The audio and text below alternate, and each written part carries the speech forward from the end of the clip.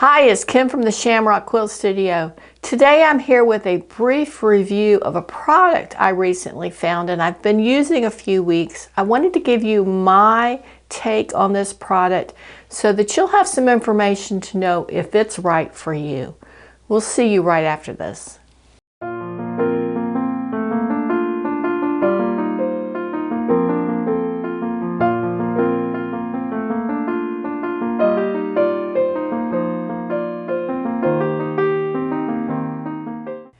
And welcome back to the Shamrock Quilt Studio.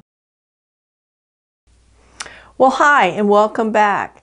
Today I'm going to give you my thoughts on a product that I recently purchased and a little bit of information so it will help you determine if this might be right for you or it's something you want to pass on. So let me tell you a little bit of the backstory of this. I was shopping and I was shopping in Hobby Lobby, and I always like to take a little stroll along their notions wall because sometimes I find interesting little things that I'd like to add to the studio, or it kind of triggers my thought process about what I might need. Something that's a tool but it's kind of insignificant. It might be something that I've thought of that, oh, that would be nice to have, kind of thing. And there are a few things that from time to time I just like to see if they have it. If it's a good deal, I might go ahead and purchase it. The day that I was in here, and it's probably been about 3 or 4 weeks ago now, I happened along that wall of products and I came across something that's called magic pins. Now, I know you've probably seen these. You've seen people use them. You may have even seen them advertised. But it's something that I had never really put too much thought into it. I just figured it was a new take on a really old product. I mean, pins have been around a long time. I can remember when I first started sewing, just a plain little straight pin with a little metal head. It looked like a tiny, tiny, tiny little nail, actually. They were hard to handle. They were usually small. Sometimes they were kind of thick and they were hard to get through your fabrics.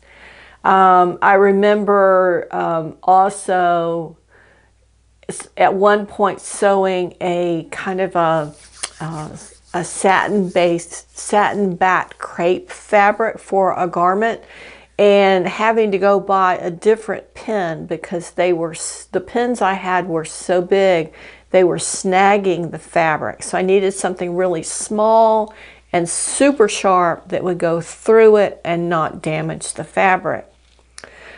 Well, so from time to time you need to upgrade your tools, right? Or they just begin to wear out. I can tell you that in my pin collection that I use every day, there are quite a few that are bent. There are some that probably have some glue on them or some other substance, and certainly there are ones where the point has dulled and they are difficult to use. Usually when they get to that point, I'll toss them in the trash can, but you do on occasion need to take a look at your tools and see if they're doing the kind of job you want them to do for you. So back to the magic pins. They had 2 kinds on the wall, and I think they only had 3 packages total.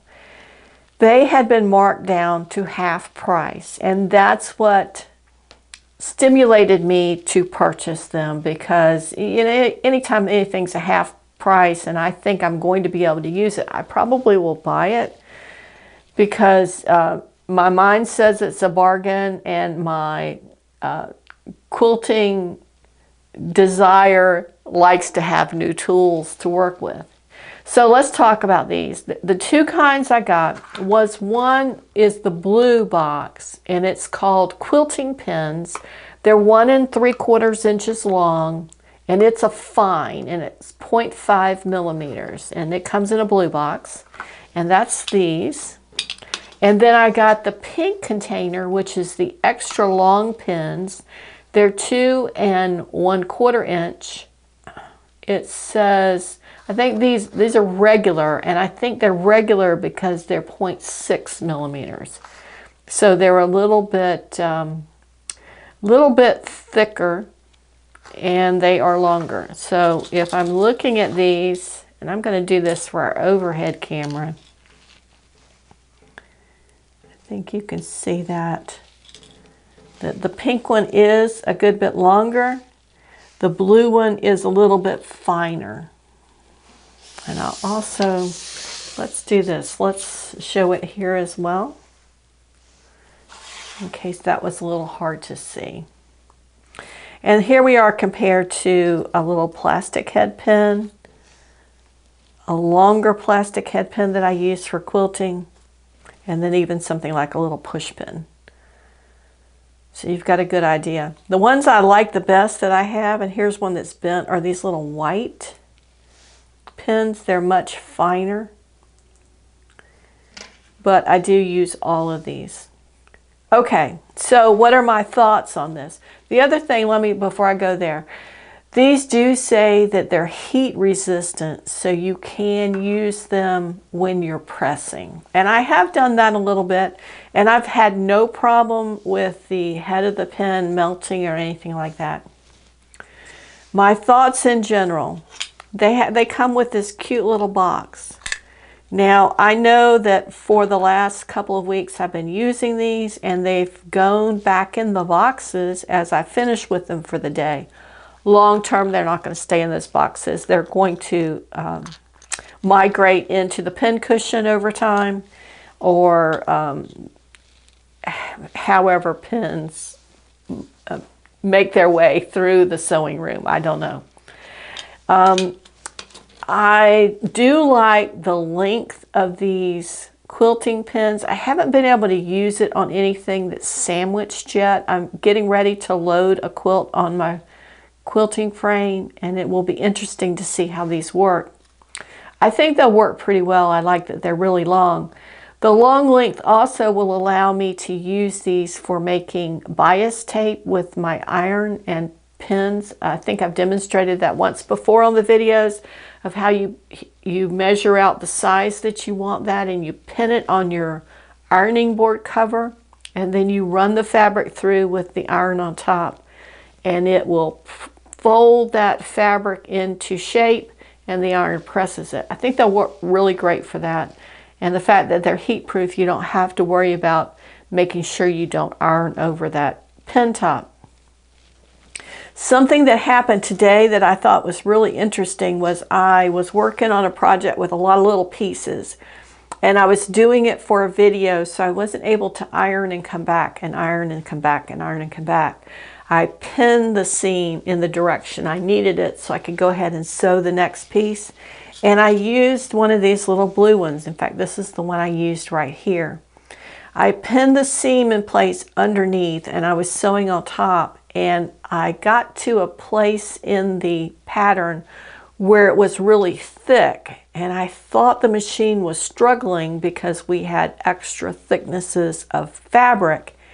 And in reality, what was happening, unbeknownst to me, is that the machine sewed through the pin top. So at some point on that head, it no longer has a pin, and it's just the plastic material, I'll call it. So the machine did sew right through it. That was interesting.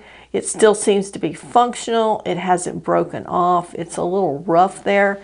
It actually has 2 holes where it looks like it not only sewed once, but sewed a second time through the very, very edge of it. So it's pretty tough. I'll give it that, the machine and the pen.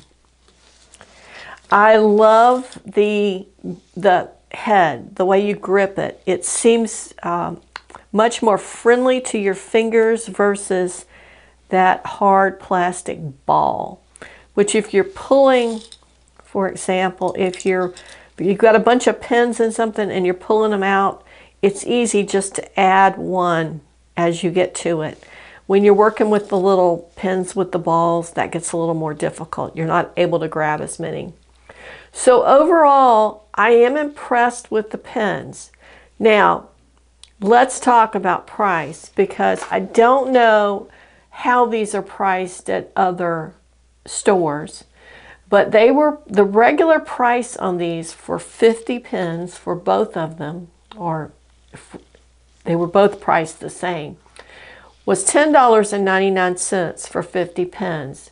Now, I'm not paying $10.99 for 50 pens, because with pens, it's something that you lose pens through attrition. Did they bend? Did they get lost? Were they dropped in the sofa, which happens a lot to me? Lots of reasons why you lose pens over time, and I'm not going to pay $11 for 50 pens because of that. However, these were 50% off, which made them $5.50, which is more in line with what I would pay. That's still, what, 10 cents a pen? And I don't know.